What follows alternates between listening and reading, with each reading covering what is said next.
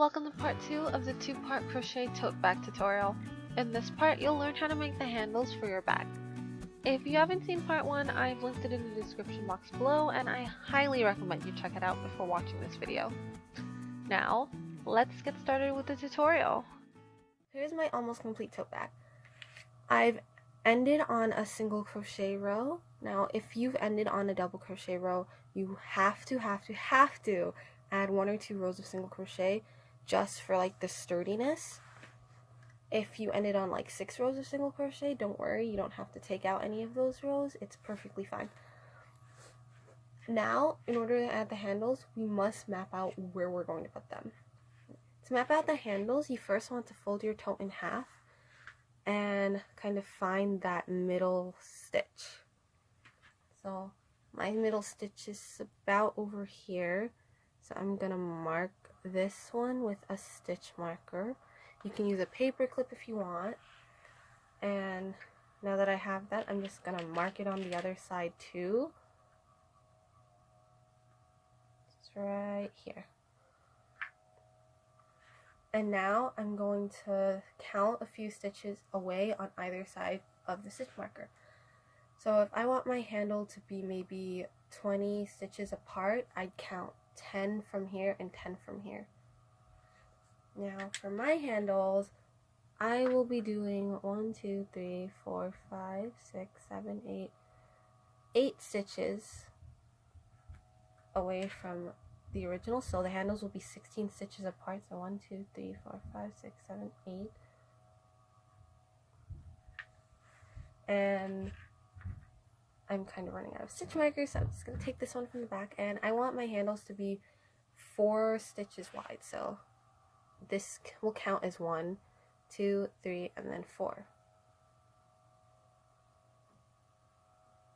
And I will do the same on this other side.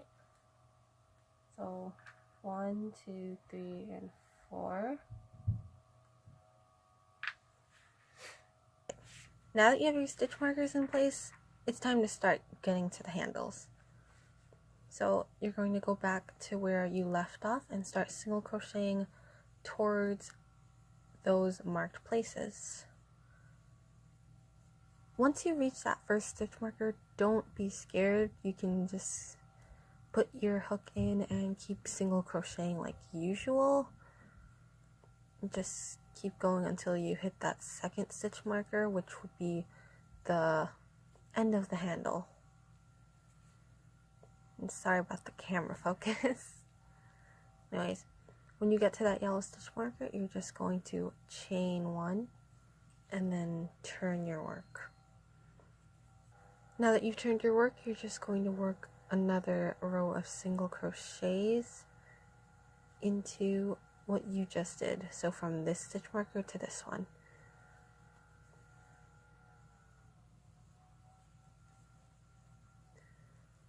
And as you see, it's already starting to kind of take its own little shape here. So you'll chain 1, turn, and single crochet along this.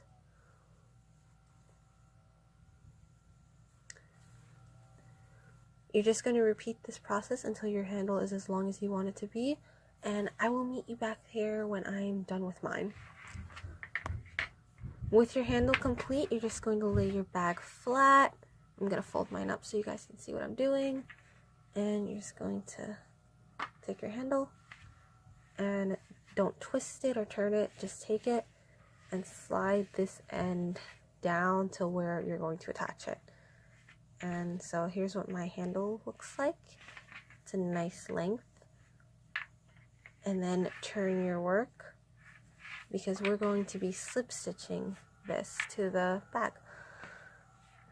Now make sure when you finish with this handle, you leave off on a row that if you were to insert your hook, it would be closest to this handle rather than farther away on this side.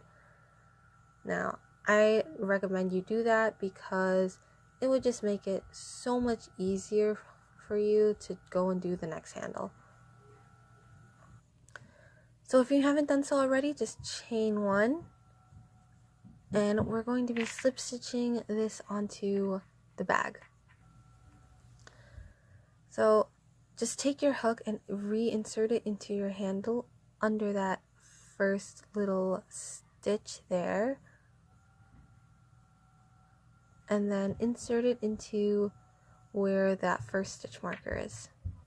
You're going to wrap your yarn over and pull through everything on the hook. And you're going to keep doing this until you finish with the handle. If it feels a bit unnatural, just turn your work to the side like this, and then you can slip stitch with this orientation. So just push it through the chains on both the handle and the bag, yarn over, and then pull through everything. And then keep doing that until you're finished with your handle.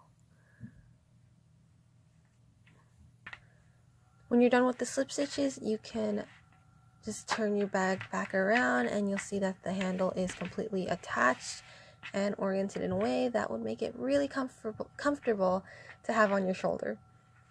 And now it's time to do the next side. To make doing the next side easier, you can just lay your bag flat and move these stitch markers over here. They should line up, but I highly recommend you count the stitches just in case. You can also refold and recount if you want. With your stitch markers in place, you're just going to go back to where you left off, and you're going to single crochet all the way until you meet your first stitch marker.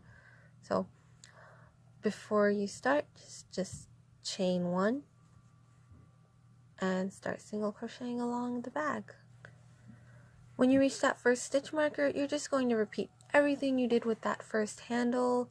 You're going to work this way and then chain one, work this way, chain one, and keep doing that until your handle on this side is the same length as the one over here.